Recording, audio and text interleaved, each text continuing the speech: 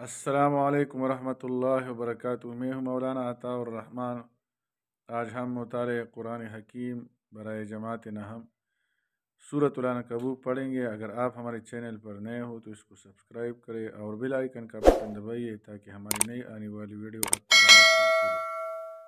اب ہم سبق شروع کرتے ہیں۔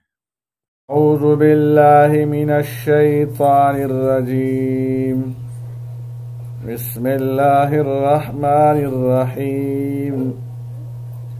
الف لام میم، احسب الناس ان يتركوا ان يقولوا آمنا وهم لا يفتنون۔ مطالعہ قرآن حکیم سورۃ العنکبوت ہم پڑھیں گے۔ سورۃ العنکبوت 5 نبوی صلی اللہ علیہ وسلم میں نازل ہوئی۔ یہ دور تھا جب مشرکین مکہ نبی کریم صلی اللہ علیہ وسلم اور صحابہ کرام کی شدید ترین مخالفت کر رہے تھے۔ نبی کریم صلی اللہ علیہ وسلم کو پہلے صادق اور امین سے خطاب کرتے تھے، لیکن قرآن کی دعوت جب انہوں نے سنی تو آپ صلی اللہ علیہ وسلم کے مخالف ہو گئے۔ اسی اثناء میں صحابہ کرام پر کئی تکالیف اور اذیتیں انہوں نے ڈائی۔ مشرکین مکہ نے اور سمیہ اور یاسر رضی اللہ عنہما دونوں کو شہید کر گئے۔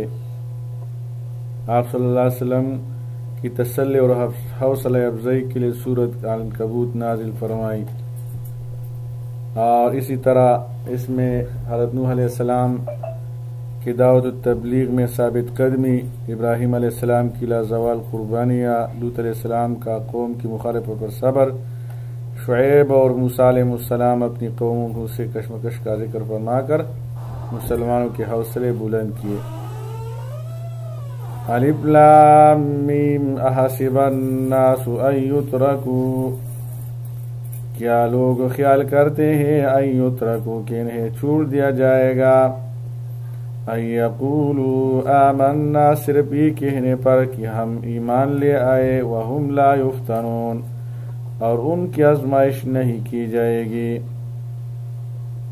الف لام میم اس کی امانت واللہ کو معلوم ہے۔ بعض مسلمان جو کفار کی زو سے گھبرا جاتے ہیں، تو کیا ان لوگوں نے خیال کر رکھا ہے کہ وہ اتنا کہنے میں چھوٹ جائیں گے کہ ہم ایمان لے، اور ایمان کو انواع مصائب سے آزمایا نہ جائے گا؟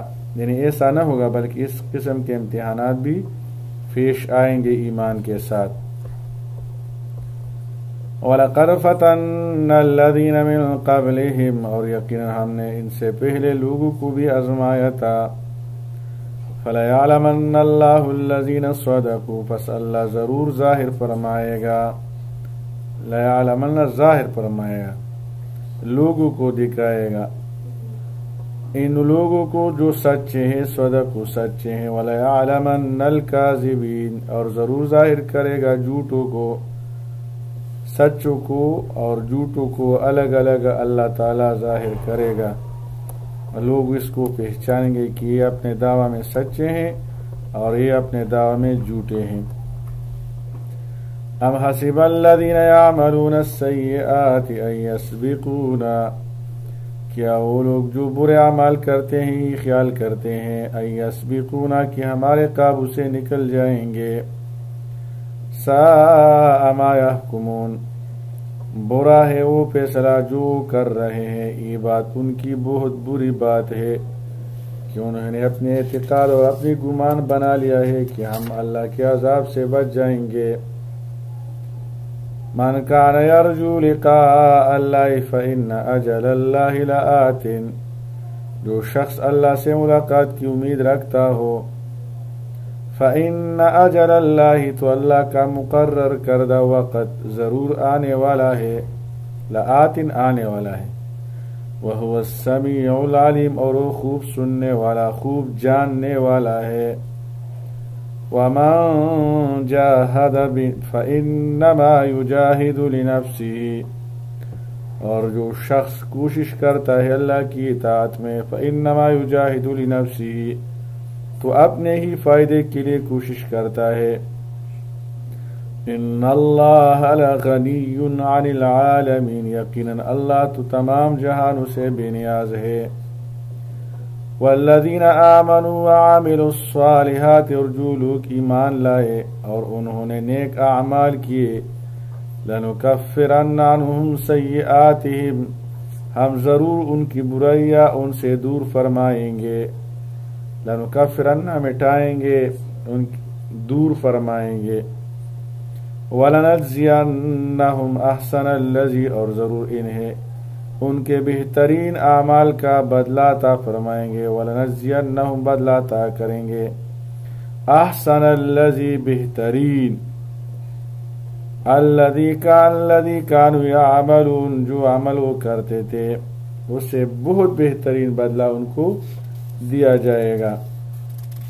وَوَصَّيْنَا الْإِنسَانَ بِوَالِدَيْهِ حُسْنًا، اور ہم نے انسان کو حکم فرمایا بِوَالِدَيْهِ حُسْنًا، اپنے والدین سے نیک سلوک کرنے کا، کہ اپنے والدین کے ساتھ اچھا سلوک کرو۔ وَإِن جَاهَدَاكَ لِتُشْرِكَ بِي، اور اگر وہ تم پر زور دے، جاہداک زور دے، لِتُشْرِكَ بِي مَا لَيْسَ لَكَ بِهِ عِلْمٌ، کہ تم میرے ساتھ شریک کرو جس کا تمہیں علم نہ ہو، اس کو میرے ساتھ شریک کرو۔ فَلَا تُطِعْهُمَا، تو ان دونوں کا کہا نہ ماننا۔ لا طاعۃ لمخصوص، سعد بن وقاص رضی اللہ عنہ کے بارے میں آیت نازل ہوئی۔ یہ صحابہ کرام میں سے ان 10 حضرات میں شامل ہیں جن کو آپ صلی اللہ علیہ وسلم نے بیک وقت جنتی ہونے کی بشارت دی، جن کو عشرہ مبشرہ کہا جاتا ہے۔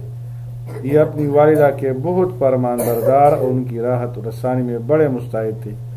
ان کی والدہ حمنہ بنت ابی سفیان کو جب یہ معلوم ہوا کہ ان کے بیٹے سعد رضی اللہ عنہ مسلمان ہو گئے تو انہوں نے بیٹے کو تنبیہ کی اور قسم کری کہ میں اس وقت تک نہ کھانا کھاؤں گی نہ پانی پیوں گی جب تک کہ تم پھر اپنے آبائی دین پر واپس آ جاؤ، یا میں اسی طرح بھوک پیاس سے مر جاؤں اور ساری دنیا میں ہمیشہ کے لیے رسوائی تمہارے سر رہے کہ تم اپنی ماں کے قاتل ہو۔ اس کے بارے میں آیات نازل ہوئی۔ 3 دن تک 3 رات تک اپنی قسم کے مطابق بھوکی پیاسی رہی ان کی والدہ۔ حضرت سعد رضی اللہ عنہ حاضر ہوئے، ماں کی محبت و اطاعت اپنی جگہ تھی مگر اللہ کے حکم کے فرمان سامنے کچھ نہیں تھی، اس لیے والدہ کو خطاب کر کے کہا کہ اماں جان، اگر تمہارے بدن میں 100 روحیں ہوتی اور ایک ایک کر کے نکلتی رہتی ہیں، اس کو دیکھ کر بھی کبھی اپنا دین نہ چھوڑتا۔ اب تم چاہو کھاؤ پیو یا مر جاؤ، بہرحال اپنے دین سے نہیں ہٹ سکتا۔ ماں نے ان کی اس گفتگو سے مایوس ہو کر کھانا کھا لیا۔ وَإِن جَاهَدَاكَ لِتُشْرِكَ بِي مَا لَيْسَ لَكَ بِهِ فَلَا تُطِعْهُمَا، تو ان دونوں کا کہا نہ ماننا۔ اِلَيَّ مَرْجِعُكُمْ، میری ہی طرف تمہیں واپس آنا ہے۔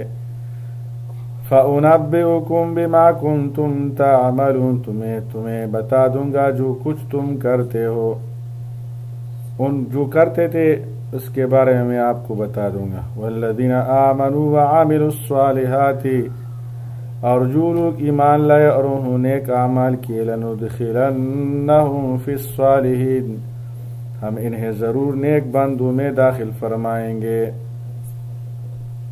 اللہ تعالیٰ عمل کرنے کی توفیق عطا فرمائے۔